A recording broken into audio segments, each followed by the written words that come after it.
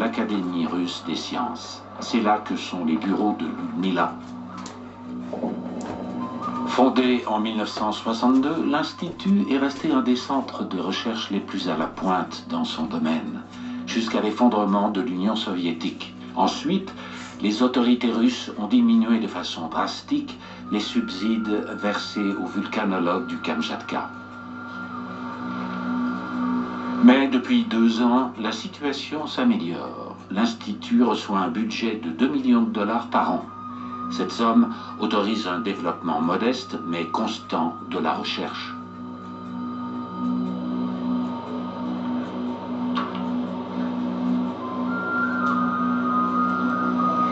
Toutefois, de nombreux scientifiques ont accepté des emplois mieux payés à l'étranger ou dans des entreprises privées en Russie. Le nombre d'employés a chuté de 900 à 300 et l'âge moyen des chercheurs a grimpé à 52 ans. Seuls sont restés les plus passionnés, ceux qui ont confiance en l'avenir de l'Institut.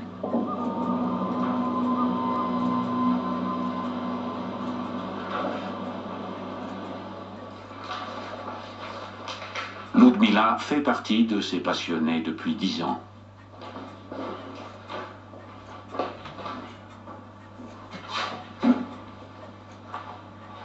Ludmila est responsable de Sciences de la Terre, la revue scientifique de l'Institut. Publiée 2 fois par an, elle jouit d'une bonne réputation à l'étranger. Elle doit permettre d'initier d'autres projets internationaux et inciter des jeunes à venir travailler pour l'Institut.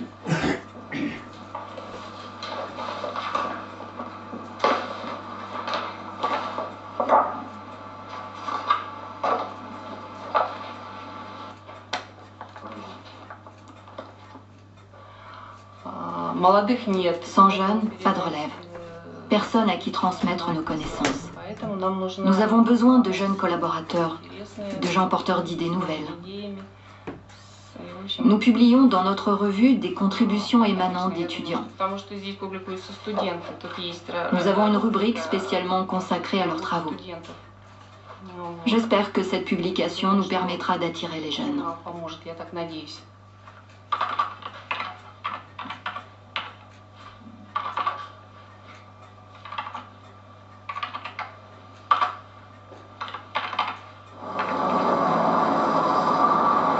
Deux jours plus tard, Ludmila doit laisser là son travail d'écriture. Le volcan Karimsky est entré en activité. L'Institut a rapidement formé un groupe de chercheurs. Leur mission, observer le volcan.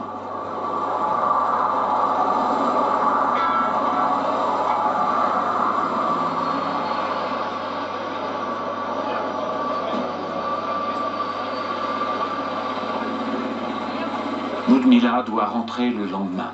Les autres chercheurs resteront 4 semaines sur place.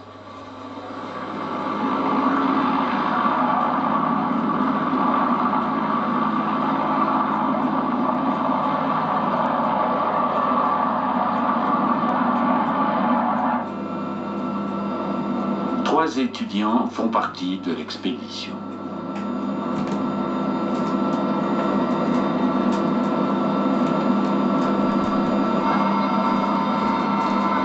John Eichelberger est professeur de vulcanologie à l'université de Fairbanks en Alaska. Cet Américain a rencontré Ludmila il y a 2 ans dans le cadre d'un projet russo-américain.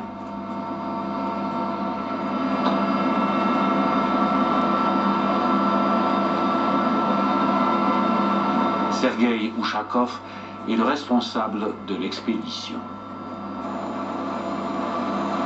Après une demi-heure de vol, le volcan Karimsky est en vue. Pour offrir aux chercheurs une vue idéale, le pilote tente de s'approcher au plus près du cratère en activité.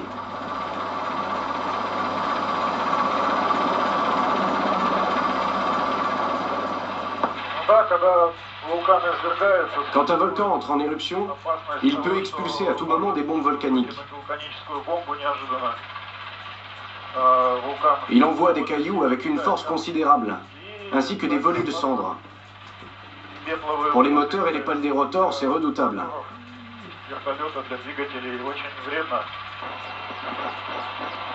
Sergei, le chef de l'expédition, observe l'activité du Karimsky depuis 10 ans.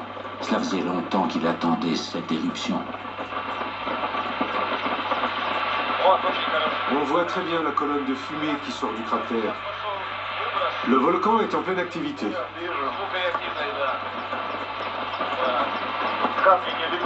Il ne crache pas de pierre. Non, pas de pierre.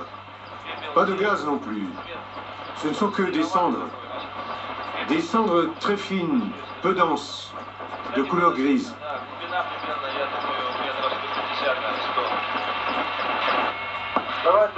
Nous allons faire demi-tour et revenir vers le cratère pour bien voir le cône.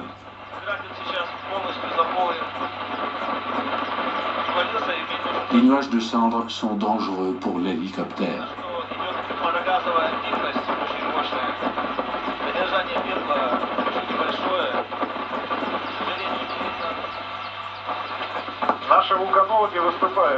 Nos vulcanologues proposent de décaler le couloir aérien international plus à l'ouest, pour éviter que des avions soient pris dans la zone d'expulsion des cendres.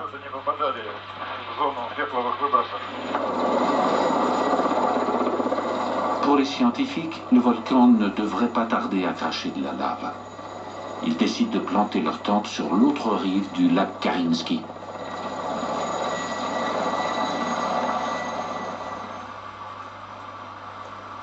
Lors d'une éruption en 1996, une coulée de lave a atteint le lac. Elle a fait bouillir l'eau durant des semaines. Toute forme de vie en avait disparu. Les éruptions ont également projeté des blocs de basalte et d'autres roches volcaniques. On les voit qui émergent à la surface de l'eau.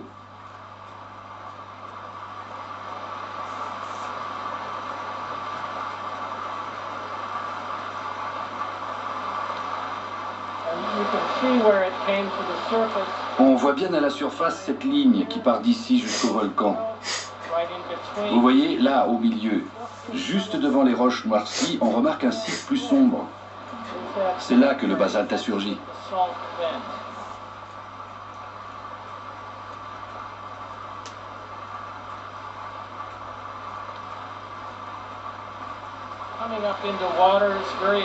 John Eichelberger estime que les volcans d'Alaska et du Kamchatka ont beaucoup de points communs. Depuis 5 ans, il organise des échanges d'étudiants.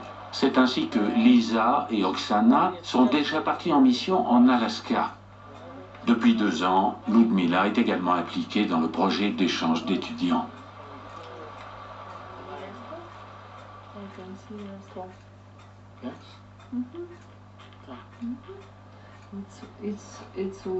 Au fil de leur collaboration, Ludmila et John ont fini par tisser des liens plus intimes.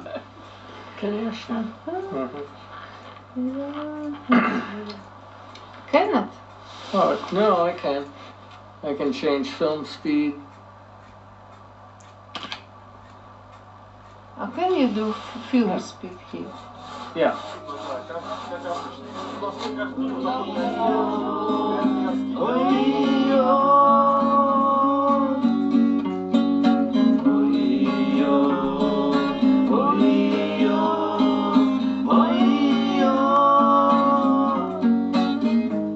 Скорей бы лед встал, пошел бы тогда на рыбалку.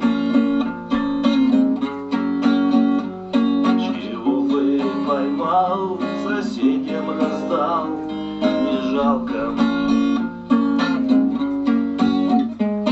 Луна появилась и лезет на стын, на все выше и выше. Сейчас со всей мочи завою с тоски.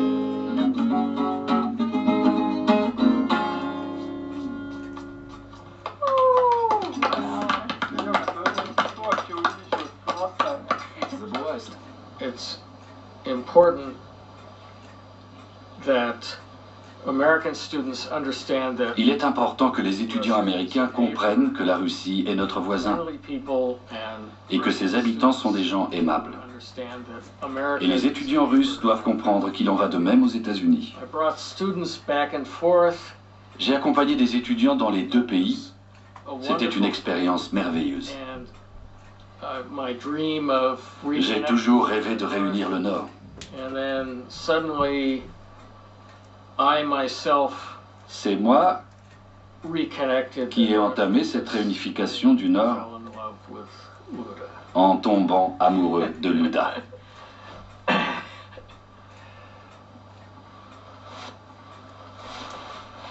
C'est un peu court. Okay, even shorter. Je vais faire encore plus court. Je voulais aller en Russie et j'ai rencontré Luda.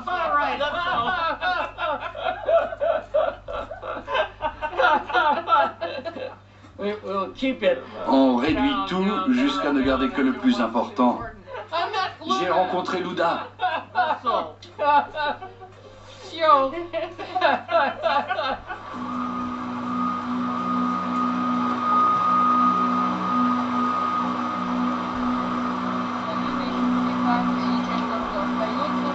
Le lendemain, un hélicoptère doit ramener Ludmila à Petropavlovsk.